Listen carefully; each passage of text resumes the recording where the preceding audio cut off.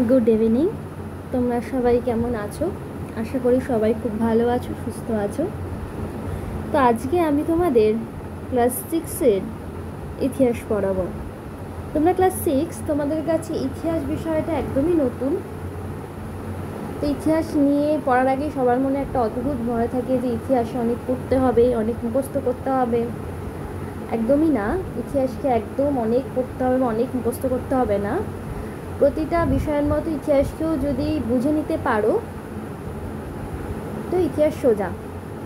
প্রতিটা ঘটনাকে ঠিকঠাকভাবে বুঝে নিলে ইতিহাস কিন্তু খুব সোজা। তাই ইতিহাস নিয়ে অযথা যে ভয় সবার মধ্যে থাকে সেটাকে খুব তাড়াতাড়ি দূর করে ফেলো, তাহলে তোমাদের পড়তে আরও ভালো লাগবে। কারণ যে জিনিসটাকে আমরা ভালোবাসতে পারি সেটাই কিন্তু আমাদের পড়তে ভালো লাগে। তো ইতিহাসকে কিন্তু একদমই কঠিন ভেবো না, ইতিহাস কিন্তু খুব সোজা। হ্যাঁ, সালগুলো তো একটু মনে রাখতেই হবে, তবে আমরা যখন ঘটনাকে পরপর দেখবে সালগুলো তোমাদের আর আলাদা করে মুখস্থ করতে হচ্ছে না, সালগুলো এমনিই মুখস্থ হয়ে যাচ্ছে। আমি চেষ্টা করব ইতিহাসকে যেন তোমাদের কাছে আরও সহজভাবে তোমাদের সামনে তুলে ধরা যায়, যাতে তোমরা ইতিহাসকে খুব সহজে মনে রাখতে পারো বা মুখস্থ করতে পারো আর পরীক্ষার নাম্বারটা খুব ভালো পাও। তো দেরি না করে আমরা আমাদের আজকের অধ্যায় শুরু করি। ষষ্ঠ শ্রেণীর ইতিহাসের আজকে আমরা প্রথম অধ্যায় করব। তোমাদের বইয়ের প্রথম দুটো পাতায় সেরকম কিছু নেই, ওই জন্য ওখানটা একটু নিজেরা পড়ে নিও। যেখান থেকে পড়ার বিষয় শুরু হচ্ছে আমি সেখান থেকেই তোমাদেরকে বোঝানো শুরু করছি। আমি কিন্তু বোঝাবো প্রতিটা জিনিস, প্রতিটা পয়েন্টকে আমি চেষ্টা করব তোমাদের কাছে খুব ভালো করে বুঝিয়ে দেওয়ার, যাতে তোমরা বুঝতে পারো। আর নিশ্চয়ই কোনো অসুবিধা থাকলে কমেন্টে জানিও। তাহলে আজকে শুরু করা যাক। দেখো, এখানে বলেছে নদীমাতৃক সভ্যতা। তো নদীমাতৃক সভ্যতা কি? নদীমাতৃক সভ্যতা হলো প্রাচীনকালে যখন মানুষ স্থায়ীভাবে বসতি গড়ে তুলতে শুরু করে। স্থায়ীভাবে বসতি কেন বললাম? প্রাচীনকালের প্রথমের দিকে কিন্তু মানুষ স্থায়ীভাবে বসতি গড়ত না, তারা কিন্তু যাযাবর জীবন কাটাতো। এক জায়গা থেকে আরেক জায়গায় যেত, সেখানকার ফল মূল খাদ্য শেষ হয়ে গেলে আবার অন্য জায়গায় গিয়ে তারা কিছুদিন থাকতো। সুতরাং তারা কিন্তু স্থায়ীভাবে বসতি স্থাপন করতো না, বা স্থায়ীভাবে এক জায়গায় তারা বসবাস করতো না। এক সময় ওরকমভাবে গুহায় ঘুরতে ঘুরতে, যখন বিভিন্ন জায়গায় বিভিন্ন গুহায় থাকতে থাকতে ওরা একটা সময় খেয়াল করলো, আদিম মানুষ একটা সময় খেয়াল করলো যে ফলের বীজ থেকে গাছের জন্ম হচ্ছে। এই দিকে তারা কিন্তু কৃষিকাজ শিখলো বা কৃষিকাজে শুরু হলো। এবার তারপর যখন ওরা কৃষিকাজ শুরু করলো, তখন কিন্তু তারা বসতি স্থাপন করতেও শুরু করলো। তারা যে যাযাবর ছিল, তাদের যাযাবর জীবনের অন্যতম কারণ ছিল খাদ্য সংগ্রহ। মানে তারা তো খাদ্য উৎপাদক ছিল না, মানে খাদ্য উৎপন্ন করতো না। প্রথমে তারা খাদ্য সংগ্রহ করতো। তাই যাযাবর জীবনের অন্যতম একটা কারণ ছিল যে তাদেরকে খাদ্য সংগ্রহ করার জন্য কিন্তু তারা বিভিন্ন জায়গায় ঘুরে বেড়াতো। কিন্তু এরপর যখন মানুষ খাদ্য উৎপাদন করতে পারলো, তখন তাদের ঘুরে বেড়ানোর প্রয়োজনটা ফুরিয়ে গেল। তারা চেষ্টা করলে এক জায়গায় স্থায়ীভাবে বসতি স্থাপন করার, তারা সেটা করলো। এই প্রাচীনকালেই যখন মানুষ স্থায়ী বসতি করতে শুরু করলো, তখন কিন্তু তারা বসতি স্থাপনের জন্য নদীর তীরকে বেছে নিয়েছিল। নদীকে ঘিরেই তারা কাজকর্ম চালাতো, নদীর জল দিয়েই তারা সেচ কার্য বা কৃষিকার্য করতো। এই যে নদীকে ঘিরেই তারা সব কাজ করত।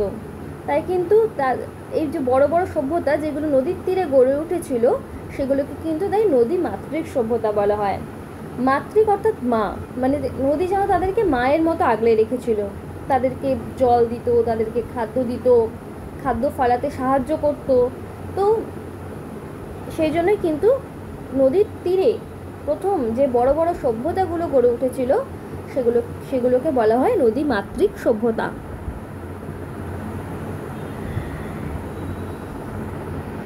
নদীমাতৃক যে সভ্যতা, নদীর তীরে যে সভ্যতা গড়ে উঠেছিল, তার বিভিন্ন কারণ ছিল। তার কারণগুলো তোমাদেরকে একটু ছোটো করে বলে রাখি। মানুষ যখন নদীর তীরে বসতি স্থাপন করতে শুরু করলো, আমি প্রথমেই বললাম, তারা তখন কিন্তু খাদ্য সংগ্রাহক থেকে খাদ্য উৎপাদকে পরিণত হলো। ফলে তাদের বিভিন্নভাবে নদীর গুরুত্বকে তারা বুঝতে পেরেছিল। নদীর তীরে তারা বসতি স্থাপন করলো কেন? পানীয় জলের যোগান সহজে পাওয়া যাবে, চাষের জন্য জলের যে প্রয়োজনীয় জল সেটা সহজে পাওয়া যাবে, নদীর থেকে তারা মাছও পাচ্ছে, তারা সেটা খাদ্য হিসেবে ব্যবহার করতো। এছাড়া কিন্তু যাতায়াত, প্রাচীন সভ্যতাগুলো কিন্তু খুব উন্নত ছিল, তারা কিন্তু যাতায়াত অর্থাৎ নদীর পথে যোগাযোগ মাধ্যমকে তারা কিন্তু ব্যবহার করতো। সেই জন্য কিন্তু তারা তাদের ব্যবসা বাণিজ্য তারা করতো। প্রাচীন সভ্যতাগুলো উন্নত ছিল, তারা কিন্তু ব্যবসা বাণিজ্যও করতো। সুতরাং তাদের যোগাযোগ ব্যবস্থা, ব্যবসা বাণিজ্যের জন্য কিন্তু নদীকে তারা ব্যবহার করতো। সেই জন্য কিন্তু নদীর তীরে কিন্তু বেশিরভাগ বড় বড় সভ্যতা, যেমন চৈনিক সভ্যতা, মিশরীয় সভ্যতা, সিন্ধু সভ্যতা, এরকম প্রতিটা বড় বড় সভ্যতা কিন্তু নদীর তীরকে কেন্দ্র করেই গড়ে উঠেছিল। আর এই সকল সভ্যতাকে কিন্তু নদীমাতৃক সভ্যতাই বলা হয়। এরপরে একটা প্রশ্ন, ইতিহাস পড়তে গিয়ে একটা প্রশ্ন সবার মনে আসে যে ইতিহাস কি গল্প? মানে ইতিহাস আর গল্প কি এক? সেটা কিন্তু অনেকের মনেই আসে। মানে অনেকেই ভাবে যে গল্প ইতিহাস বা ইতিহাসই গল্প। হ্যাঁ, আমরা চেষ্টা করবো ইতিহাসই গল্পের মতো করে বোঝার, যাতে আমরা খুব সহজে জিনিসটাকে মনে রাখতে পারি। কিন্তু আমাদের একটা জিনিস মাথায় রাখতে হবে যে ইতিহাস আর গল্প কিন্তু কখনোই এক না, দুটো কিন্তু আলাদা জিনিস। কেন? যখন আমরা কোনো গল্প পড়ি, আমরা পড়ি এক দেশে এক রাজা ছিল, এক রাজা এই কাজ করেছিল, বা এক দেশে এক রানী ছিল। এই যে এক দেশে এক রাজা, এক দেশে এক রানী, এই রাজা বা রানী ঠিক কোথাকার তা কিন্তু আমরা জানতে পারি না। বা সেখানকার রাজা যদি কোনো কাজ করে থাকে, সেই কাজই বা কবে করেছে, কতদিন আগে করেছে, সেসব কিন্তু কিছুই আমরা গল্প থেকে পরিষ্কারভাবে জানতে পারি না। কিন্তু আমরা যখন ইতিহাস পড়ব, আমরা যে কাহিনী পড়ব বা যে ঘটনা পড়ব, তার কিন্তু সঠিক সময় এবং তার সঠিক স্থান আমরা কিন্তু জানতে পারবো, বা ইতিহাসের মধ্যে সেই বর্ণনাকে আমরা খুঁজে পাবো। মানে আমরা ইতিহাস পড়ে একটা ঘটনার সঠিক স্থান, সঠিক কাল, সঠিক পাত্র কিন্তু আমরা খুঁজে পাবো। কিন্তু গল্পে আমরা সেরকম কোনো কিছু কিন্তু সঠিকভাবে পাবো না। তাই গল্পর সাথে ইতিহাসকে গুলিয়ে ফেলা যাবে না। তাই ইতিহাস গল্প কিন্তু একেবারেই এক না, দুটো আলাদা। এবার দেখো, তোমাদের পরের পয়েন্ট বলেছে ইতিহাসের কথা, মানুষের কথা। অর্থাৎ এখানে মেন জিনিসটা যেটা বলেছে সেটা হচ্ছে কি, ইতিহাস থেকে আমরা কি কি পাই, বা ইতিহাসকে আমরা কেন পড়বো, কি কারণে পড়বো। আচ্ছা, ইতিহাস থেকে কি কি জানতে পারি বা কি পাই সেটা বলার আগে আমি তোমাদেরকে একটু ছোট করে বলে দিই আমরা ইতিহাসেই কেন পড়বো। কারণ তোমাদের কাছে ইতিহাস বিষয়টা একেবারেই নতুন। তুমি ভাবতেই পারো যে, আবার অনেকেই ভাবতেই পারে যে পুরনো দিনের কথা আমাদের পড়ে কী লাভ, আমরা কেন পড়বো, পুরনো রাজার গল্প পড়ে আমি কি করব, পুরনো রাজা কি করেছিল জেনে আমি কি করব, আসতেই পারে মনে প্রশ্ন। তো একটা পুরনো সভ্যতা গড়ে উঠেছিল, বা কোনো সভ্যতা ধ্বংস হয়েছে, কোনো রাজার তার রাজত্বকে অনেক বড় করতে পেরেছিল, বা সেই রাজার রাজত্ব একসময় ধ্বংস হয়েছে, বা কোনো মানুষ, ইতিহাসের কোনো পুরনো মানুষ খুব উন্নত ছিল, কেন ছিল, বা তার যখন পতন ঘটলো কেন ঘটলো, এসব কিন্তু আমরা ইতিহাস থেকে জানতে পারি। এর সাথে সাথে কি বুঝতে পারি, তার কোন কাজের জন্য সে উন্নতি করেছিল আর তার কোন কাজের জন্য তার পতন ঘটেছে। মানে একটা জীবনের শিক্ষা, জীবনে চলার পথে ঠিক কোন কাজটা আমাদের করা উচিত, কোন কাজটা করা উচিত না, সেটা কিন্তু আমরা ইতিহাস পড়ে বুঝতে পারবো বা জানতে পারবো। মানে আমাদের জীবনের পথে চলার জন্য যে সঠিক রাস্তা, সেটা কিন্তু আমরা ইতিহাস থেকে খুঁজে পাবো। তাই আমাদের ইতিহাস পড়াটা খুবই জরুরি। এছাড়াও আমরা প্রত্যেকের দেশের বা আমাদের দেশের ইতিহাস জানাটা খুব জরুরি। কি করে গেছে, না করে গেছে, কে কী করেছে, কেন করেছে, সে সবটা আমাদের জানাটা উচিত। তাহলে এবার বলি যে ইতিহাস থেকে কি কি জানা যায়। ইতিহাস থেকে সাধারণত প্রাচীনকালের বা পুরনো দিনের ঘটনাই জানা যায়। এছাড়াও কি জানা যায়, শুধু যে ঘটনা আর প্রাচীনকালের পুরনো কথা তা তো নয়, তার সঙ্গে সেই ঘটনার কিন্তু সঠিক তথ্য, অর্থাৎ সঠিক স্থান, সঠিক সময়, কে করেছে, এগুলো কিন্তু আমরা সঠিকভাবে ইতিহাস থেকেই জানতে পারি।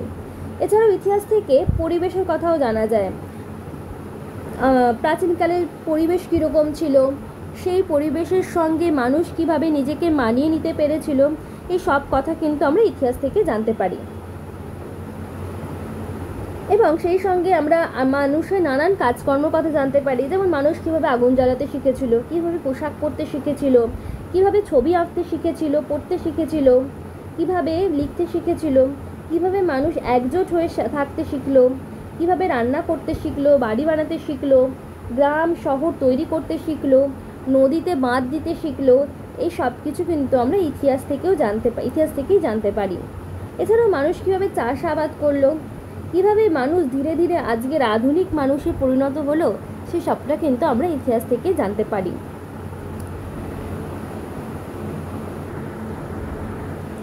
আমরা যে ইতিহাস পড়ব সেই ইতিহাস থেকে আমরা কি বললাম, পরিবেশের কথা জানতে পারি। মানে ইতিহাসকে জানতে গেলে আমাদেরকে ভূগোলকেও জানতে হবে। কেন জানতে হবে? ইতিহাস পড়লে তো ইতিহাস জানলেই হবে, কেন ভূগোলকে জানতে হবে? এটা অকারণ নয়, ভূগোলকে জানাটা প্রয়োজন। তার কারণ ভূগোলকে কেন্দ্র করেই কিন্তু ইতিহাসের সৃষ্টি বা ইতিহাস হয়েছে। কারণ আমরা একটু আগেই বললাম যে ইতিহাস থেকে আমরা পরিবেশের কথা জানতে পারি, সেই পরিবেশে মানুষ কীভাবে নিজেকে মানিয়ে নিতে পেরেছে সে কথাও কিন্তু আমরা ইতিহাস থেকে জানতে পারি। মানে একটা পরিবেশে কীভাবে মানুষ নিজেকে বানাতে পারলো বা পরিবেশটা কীরকম ছিল সেটা ভূগোলেরই অংশ। তাই ইতিহাসকে সঠিকভাবে বুঝতে গেলে, সঠিকভাবে জানতে গেলে কিন্তু আমাদের ভূগোল পড়াটা ভীষণ জরুরি বা ভূগোল জানাটাও ভীষণ জরুরি। কিংবা ইতিহাসের যে স্থানগুলো পড়বো বা যে দেশগুলো দেখবো, সেই দেশ কোথায় ছিল বা এখন কোথায় আছে, প্রাচীনকালে তার নাম কি ছিল, এখন তার নাম কি, তার উত্তরে কি, তার দক্ষিণে কি, এগুলো জানতে গেলেও কিন্তু আমাদের ভূগোল জানাটা খুব দরকার। আর মানুষের কাজকর্ম কিন্তু নির্ভর করে ভূগোলের মানে ভৌগোলিক পরিবেশের ওপর। কেন? ধরো যেখানে খুব শীত বেশি, সেখানকার মানুষ একরকম পোশাক পরবে বা একরকম খাওয়া দাওয়া হবে, একরকমভাবে জীবন কাটাবে। আবার যেখানে শীত কম, গরম বেশি, সেখানে মানুষ একরকম হবে। যেমন ধরো সমতল ভূমি বা যেখানে খুব নদ নদী বেশি, সেখানকার মানুষ যাতায়াতের জন্য কি ব্যবহার করতো বা করে? নৌকো ব্যবহার করে বা করতো। আর যেখানে মরুভূমি, সেখানকার মানুষ কি ব্যবহার করে? উট ব্যবহার করে। তাহলে আমরা যখন পশ্চিমবঙ্গ আমাদের নদীমাতৃক একটা রাজ্য, সুতরাং আমরা যখন পশ্চিমবঙ্গের ইতিহাস পড়ব তখন আমরা কি দেখতে পারবো? নৌকোর ব্যবহার বেশি দেখতে পারবো বা নৌকোর ইতিহাস আমরা বেশি জানতে পারবো। সেরকম আমরা যখন রাজস্থানের ইতিহাস পড়ব সেক্ষেত্রে কিন্তু আমরা উটকে যোগাযোগের মাধ্যম হিসেবে কিন্তু ইতিহাসে খুঁজে পাবো। তাই কিন্তু ভূগোল কিন্তু মানুষের সব রকমভাবে মানুষের জীবন, মানুষের খাওয়া দাওয়া, মানুষের পোশাক, তারা কিভাবে চলবে, সবটা কিন্তু ভূগোলের ওপর নির্ভর করে বা ভৌগোলিক পরিবেশের ওপর নির্ভর করে। যেমন ধরে নাও যেখানে খুব শীত, সেখানকার মানুষদের খাদ্য হবে একরকম, সেখানকার খাদ্য উৎপাদন হবে একরকম, তাই তাদের খাদ্যও হবে আলাদা। আবার যেখানে মরুভূমির দেশ, সেখানে খাদ্য উৎপন্ন হবে একরকম, তাই তাদের খাবারও হবে আলাদা। যেখানে ধরো খুব বেশি গম উৎপন্ন হয়, সেখানকার মানুষরা কী খাবে? আটার রুটি খাবে। আর যেখানে খুব ধান উৎপন্ন বেশি হয়, সেখানকার মানুষরা কী খাবে? ভাত খাবে। তাই কিন্তু ভূগোলের ওপর বা ভৌগোলিক পরিবেশের ওপর কিন্তু মানুষের কাজকর্ম, জীবনযাপন অনেকটা নির্ভর করে। এবং তাই দেখা যায় ভৌগোলিক অঞ্চল ভেদে অর্থাৎ ভৌগোলিক অঞ্চল পরিবর্তনে কিন্তু মানুষের জীবনযাপন, কাজকর্ম পরিবর্তিত হয়। তাই কিন্তু ইতিহাস পড়তে গেলে আমাদের ভূগোল পড়াটা খুবই জরুরি। এরপর আমরা যে বিষয়টা পড়ব সেটা হচ্ছে ভারতীয় উপমহাদেশের ভূগোলের ইতিহাস। অর্থাৎ ভারতীয় উপমহাদেশ কি, সেটা কেমনই বা ছিল আগে, এখন আমরা যে ভারতবর্ষকে দেখি সেই ভারতবর্ষের সঙ্গে প্রাচীনকালে যে ভারতীয় উপমহাদেশের কথা বলা হয়েছে তার পার্থক্য কী সেটা আমরা এখানে একটু বোঝার চেষ্টা করি। তার আগে আমরা একটা ম্যাপ দেখি। এখানে তোমাদের রয়েছে, এই দেখো আমাদের প্রাচীন যে ভারতীয় উপমহাদেশের কথা এখানে বলা হচ্ছে সেটা হচ্ছে গিয়ে এইটা। দেখো খুব ভালো করে দেখো, একদিকে মালাবার উপকূল, একদিকে করমণ্ডল উপকূল। দাঁড়াও তোমাদেরকে আমি পয়েন্টিং করে দেখাচ্ছি। এটা হচ্ছে কি মালাবার উপকূল, এদিকে করমণ্ডল উপকূল। আর একটা খুব গুরুত্বপূর্ণ জিনিস যেটা দেখাটা খুব প্রয়োজন সেটা হচ্ছে গিয়ে দেখো বিন্ধ্য পর্বতমালা। এই যে বিন্ধ্য পর্বতমালা, আমরা যদি ভারত ম্যাপটাকে একটু ছোট করে দেখতে পারবো। এই দেখো ঠিক ভারতের থেকে মাঝখান থেকে কিন্তু বিন্ধ্য পর্বতমালাটা গেছে। মানে এদিকে অর্ধেক ভাগ রয়েছে, এদিকে অর্ধেক ভাগ রয়েছে। মানে এই বিন্ধ্য পর্বতমালা ভারতকে কিন্তু প্রায় দুটো ভাগে ভাগ করে দিয়েছে, প্রায় সমান দুটো ভাগে ভাগ করে দিয়েছে, প্রায় দুটো ভাগে বলাটা ভুল, প্রায় দুটো সমান ভাগে ভাগ করে দিয়েছে কে? এই বিন্ধ্য পর্বতমালা। তো ঠিক আছে, আমরা এবার দেখি যে ভারতীয় উপমহাদেশটা ঠিক কীরকম, বা কেনই বা তার নাম ভারতীয় উপমহাদেশ হলো, সেটা আমরা একটু দেখে নিই। দেখো, বর্তমানে আমরা যে ভারতের মানচিত্র দেখি না, তা কিন্তু এরকম ছিল না, তা ছিল অনেক বড় বিরাট। সেই অঞ্চলের একসঙ্গে বলা হতো ভারত উপমহাদেশ, মানে সেই যে বিরাট অঞ্চলটা আমরা এখানে দেখছি এত বড়, সেইটা কিন্তু একসঙ্গে বলা হতো এদেরকে, এই পুরোটাকে একসঙ্গে বলা হতো ভারতীয় উপমহাদেশ।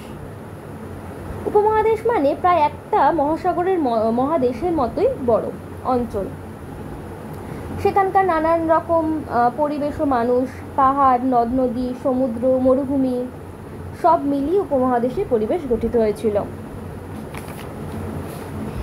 এই সব নিয়েই ছিল ভারতীয় উপমহাদেশ। তার উত্তর দিকে ছিল ভারতীয় উপমহাদেশের ঠিক উত্তর দিক, উত্তর দিকটা কিন্তু পাহাড়ি অঞ্চল, পাহাড়। আর সিন্ধু ও গঙ্গা নদী দুপাশে বিরাট সমভূমি অঞ্চল, সিন্ধু আর গঙ্গা নদী দুপাশে কিন্তু বিরাট সমভূমি অঞ্চল ভারতীয় উপমহাদেশে ছিল।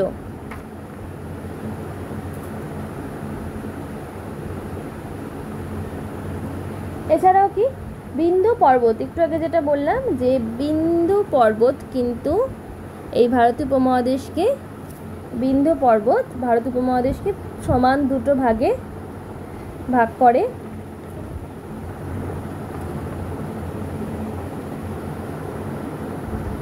এই যে বিন্ধ্য পর্বত ভারতীয় উপমহাদেশকে সমান দুটো ভাগে ভাগ করে। দুটো ভাগের নাম কিন্তু আলাদা, সেটা আমরা পরে দেখছি।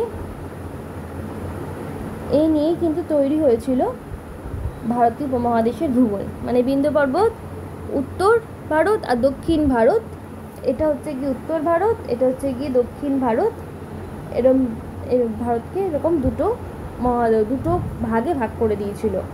তো যে ভারত, আমরা কথাটা পড়ি ভারত, এই ভারত কথাটা কোথা থেকে এসেছে সেটা দেখা যাক। ভারতীয় উপমহাদেশকে একসময় ভারতবর্ষ বলা হতো। ভারত ছিল পুরনো একটা জনগোষ্ঠী, ওই জনগোষ্ঠী যে অঞ্চলে থাকতো তাকেই বলা হতো ভারতবর্ষ। ভারত শব্দের একটি অর্থ ভরতের বংশধর, তবে ভারতবর্ষ বলতে কিন্তু সেই সময় কিন্তু পুরো ভারতীয় উপমহাদেশকে বোঝানো হতো না, সেই সময় পুরো ভারতীয় উপমহাদেশকে বোঝানো হতো না। তাহলে এটা হচ্ছে কি ভারত, বা ভারত কথাটা কোথা থেকে এসেছে তোমাদেরকে যদি বলে, তোমরা বা ভারত শব্দের অর্থ কি যদি তোমাদেরকে বলে, তোমরা কিন্তু এটা বলবে ভারত শব্দের অর্থ ভরতের বংশধর। এই যে আমরা দেখলাম বিন্ধ্য পর্বত ভারতবর্ষকে, যে বিন্ধ্য পর্বত ভারতবর্ষকে সমান দুটো ভাগে ভাগ করেছে, একটা উত্তর দিক, একটা দক্ষিণ দিক। এই যে উত্তর দিক আর দক্ষিণ দিক, এ দুটো নাম রয়েছে। উত্তর দিকটাকে বলা হয় উত্তর ভারত, উত্তর দিকটাকে বলা হচ্ছে কি উত্তর ভারত, আর দক্ষিণ দিকটাকে বলা হয় দক্ষিণ ভারত, আর দক্ষিণ দিকটাকে বলা হয় দক্ষিণ ভারত।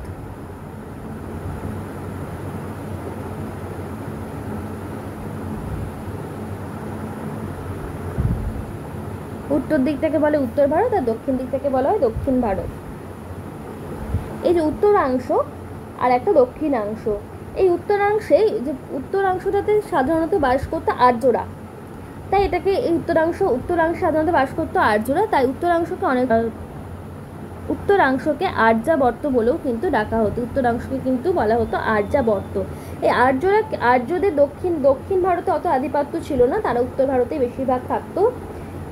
এই আর্যাবর্তের সীমানা নানান সময় কিন্তু আবার বদলেছে, এক সময় পুরো ভারতকে আর্যাবর্ত বলা হতো। বিন্ধ্য পর্বতের দক্ষিণ দিকে, বিন্ধ্য পর্বতের এই দিকটায় কিন্তু আর্যদের সেরকম আধিপত্য বা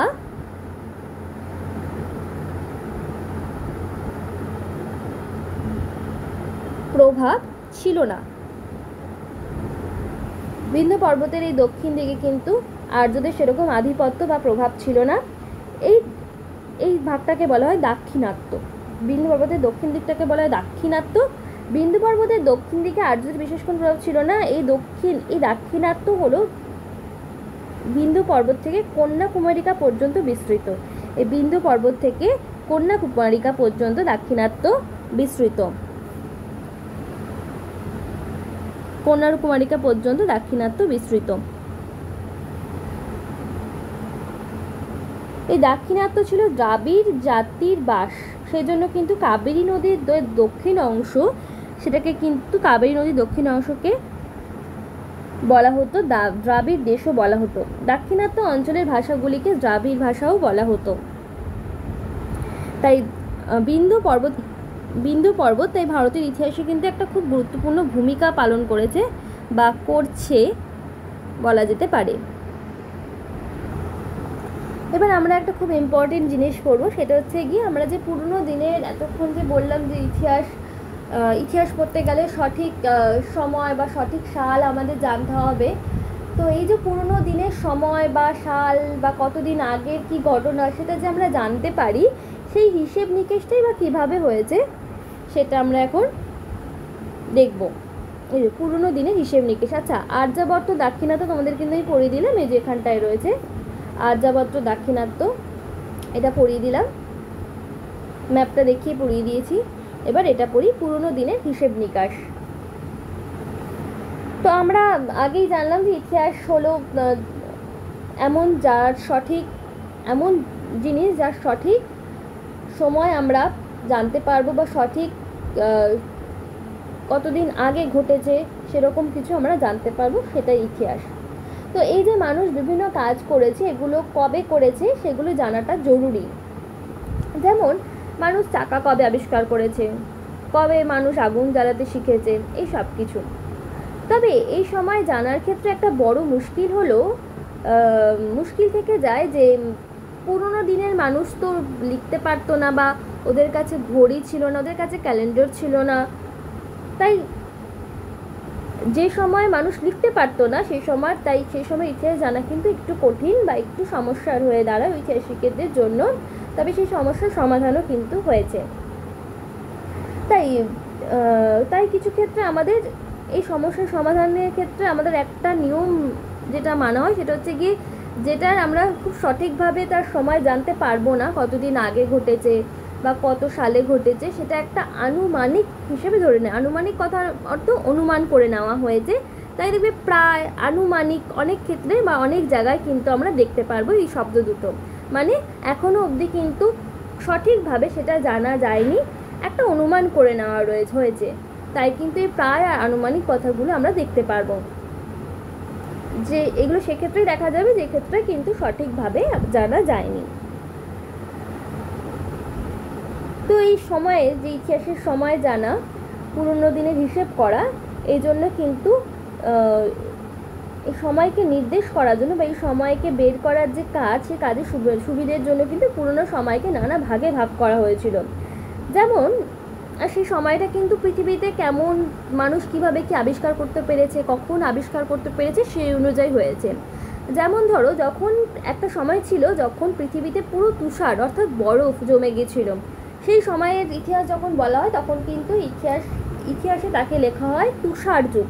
আবার মানুষ যখন তামা আবিষ্কার করলো বা তামার ব্যবহার শিখলো, তখন সেটাকে কিন্তু বলা হতো তাম্র যুগ বা তামার যুগ। আবার মানুষ যখন লোহার ব্যবহার শিখলো বা লোহা আবিষ্কার করতে পারলো, তখন কিন্তু সময়টাকে বলা হয় লৌহ যুগ বা লোহার যুগ।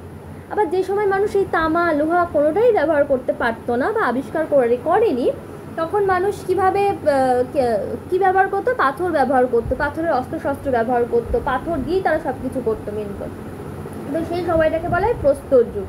আবার এই প্রস্তর যুগের কিন্তু বিভিন্ন ভাগ হয়, প্রাচীন প্রস্তর যুগ, মধ্য প্রস্তর যুগ আর নব্য প্রস্তর যুগ। এগুলো আমরা বিস্তারিতভাবে পরে জানব। এইভাবে ইতিহাসে বিভিন্ন নাম দিয়ে বা কোন সময়কে আবিষ্কার করেছিল সেই নাম দিয়ে কিন্তু ইতিহাসের সময়কে নির্দেশ করা যায় বা সময়কে বোঝানো হয়েছে।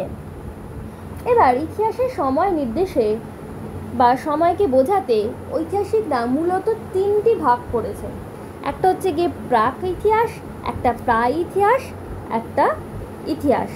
একটা প্রায় বা এরকমভাবে অনেক জায়গায় বলা যায় বা বলা হয় প্রাক ঐতিহাসিক যুগ, প্রায় ঐতিহাসিক যুগ আর ঐতিহাসিক যুগ। এই যে এখানটা প্রাক ইতিহাস, প্রায় ইতিহাস ও ইতিহাস। তো এই প্রাক ইতিহাস বা প্রায় ইতিহাস, ইতিহাস এগুলো কি? এগুলো হচ্ছে গিয়ে প্রাক। প্রাক কথার মানে কি? প্রাক কথার মানে হচ্ছে গিয়ে আগে।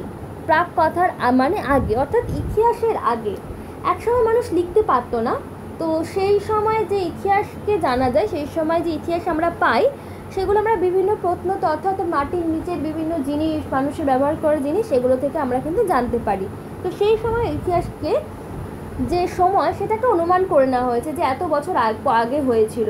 তো সেই ক্ষেত্রে আমরা অনুমান করে নিই, তাই প্রায় কথাটা কিন্তু ব্যবহার করি। তাই একে বলা হয় প্রাক ইতিহাস। মানে যেই সময় ইতিহাসকে আমরা জানতে পারছি, কিন্তু সেই সময় মানুষ লিখতে পারতো না, ফলে তখনকার কোনো লেখা পাওয়াও যায়নি, সেই সময়কে কিন্তু বলা হচ্ছে প্রাক ইতিহাস। প্রাক মানে আগে। এবার হচ্ছে কি প্রায় ইতিহাস। তো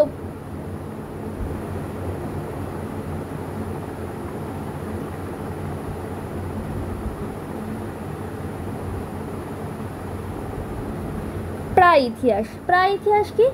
যে সময় মানুষ লিখতে পারত, আমরা সেই লেখাগুলো ঐতিহাসিকরা সেই লেখাগুলো আবিষ্কার মানে পেয়েওছেন, কিন্তু সেই লেখাগুলো কিন্তু পাঠোদ্ধার করা যায়নি, মানে এখনো পড়া যায়নি।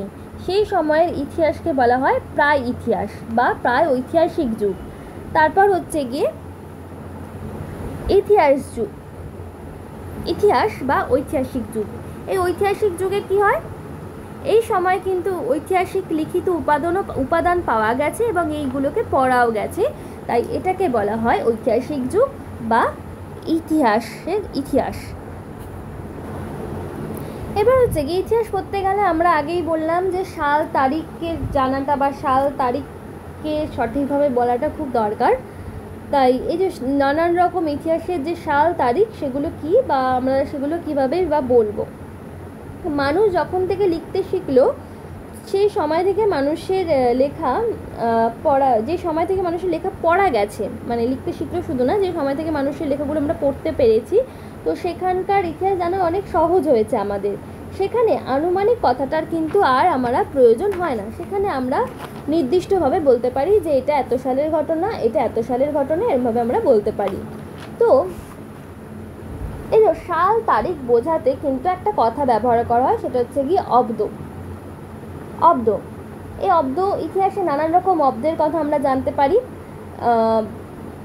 এই অব্দটা কীরকম হয়? যখন কোনো বড় রাজা ধরো সিংহাসনে বসেছে বা কোনো বড় ঘটনা ঘটেছে, সেই সব সময়কে দিয়েই কিন্তু বা সেই সময়কে ধরে কিন্তু অব্দ গণনা শুরু হতো। রাজাদের সিংহাসন আরোহণ বা যে কোনো বড় ঘটনা, যেমন কনিষ্কাব্দ, শকাব্দ, গুপ্তাব্দ, হর্ষাব্দ ইত্যাদি। যেমন ধরো কুষাণ সম্রাটের মধ্যে সেরা ছিলেন কনিষ্ক। তিনি ৭৮ খ্রিস্টাব্দে সিংহাসনে বসেন এবং তিনি সিংহাসনে বসে এক নতুন অব্দ গণনা শুরু করেন, তাকে বলা হয় কনিষ্কাব্দ। কনিষ্কাব্দের আরেকটা নাম শকাব্দ। আবার গুপ্ত সম্রাট চন্দ্রগুপ্ত একটা অব্দ গণনা শুরু করেন, তাকে বলা হয় গুপ্তাব্দ। ৩১৯ থেকে ৩২০ খ্রিস্টাব্দ নাগাদ গুপ্তাব্দ গণনা শুরু হয়। আবার হর্ষবর্ধন ৬০৬ খ্রিস্টাব্দে কিন্তু হর্ষাব্দ গণনা শুরু করে। এবার আসি আমরা পরের টপিক, সেটা হচ্ছে খ্রিস্টপূর্বাব্দ ও খ্রিস্টাব্দ। আমরা সাধারণত যে ইতিহাসের সাল লিখি, সেটা কিন্তু আমরা খ্রিস্টাব্দ দিয়ে লিখি, বা যীশু খ্রিস্টের জন্মকে ধরে যে সাল গণনা হয় সেটাই কিন্তু ব্যবহৃত হয় বেশি। যীশু খ্রিস্টের জন্মকে ধরে যে অব্দ বা সাল গণনা করা হয়, সেটাকে বলা হয় খ্রিস্টাব্দ, খ্রিস্ট যুক্ত অব্দ, অর্থাৎ খ্রিস্টাব্দ। সাধারণভাবে ইতিহাসের সাল তারিখ হিসেব করা হয় কিন্তু খ্রিস্টাব্দ দিয়ে। যীশু খ্রিস্টের জন্মের পরের যে ঘটনাগুলো, সেগুলোকে বলে খ্রিস্টাব্দ, আর যীশু খ্রিস্টের জন্মের আগের যে সকল ঘটনা, সেগুলোকে বলা হয় খ্রিস্টপূর্বাব্দ। খ্রিস্ট মানে যীশু খ্রিস্টের জন্মটাকে ধরে বলা হয় খ্রিস্ট, আর পূর্ব অর্থাৎ আগের। একটা ব্যাপার খুব ভালো করে খেয়াল রাখা প্রয়োজন, যখন আমরা খ্রিস্টাব্দ গণনা করব, তখন আমরা ছোট থেকে বড়তে গণনা করবো। আমরা 2001 সাল, 2002 সাল, 2003 সাল বা 2023, 2024 এরকমভাবে। কিন্তু যখন আমরা খ্রিস্টপূর্বাব্দ গণনা করব তখন কিন্তু ব্যাপারটা অন্যরকম হবে, তখন উল্টো হবে, রিভার্স কাউন্টিংয়ের মতো হবে, যেমন যেমন বলা রয়েছে বইতে 5 4 3 2 1 এরকমভাবে। এখানে আরও একটা জিনিস খেয়াল রাখা প্রয়োজন, শতক গোনার সময় এক ধাপ এগিয়ে গণনা করা হয়। যেমন ধরো আমরা এখন যে বছর সেটা হচ্ছে 2024, মানে 2000, একে কিন্তু বিংশ শতক বলা হবে না, একে বলা হয় একবিংশ শতক। মানে 1900 সালের যদি কোনো 1947 1948 বা 1900 সালের যে কোনো জিনিসকে যখন আমরা বলবো তখন কিন্তু আমরা তাকে ঊনবিংশ শতক বলবো, নয় বলবো বিংশ শতক। কেন এমনটা হয়, একটা এগিয়ে এগিয়ে হয়?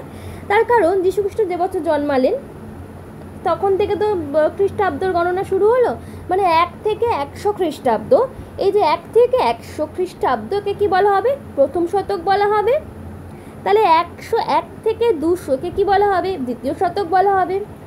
এরকমভাবেই কি হচ্ছে দেখো, যখন প্রথম দিকে যখন গণনা শুরু হচ্ছে তাই একটা ধাপ করে কিন্তু আমাদেরকে এগিয়ে বলতে হচ্ছে, নাহলে কিন্তু ভুল বলা হবে।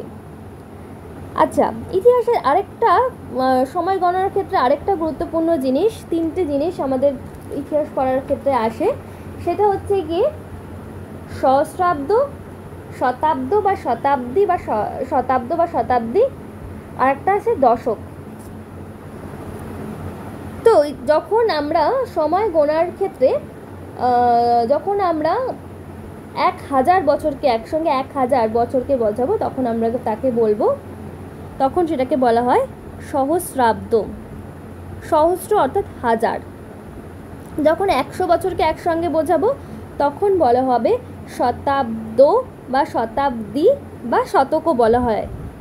আবার যখন 10 বছরকে একসাথে বোঝাবো তখন তাকে দশকও বলা হয়।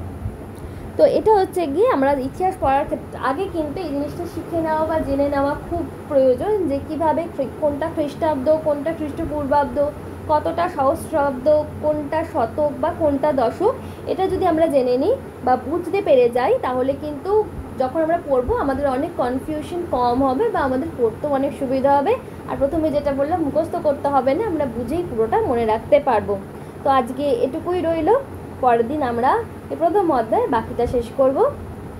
সবাই ভালো থেকো, সুস্থ থেকো, আর যদি কোনো ডাউট থাকে কমেন্টে জানিও, আমি নিশ্চয়ই রিপ্লাই দেওয়ার চেষ্টা করব।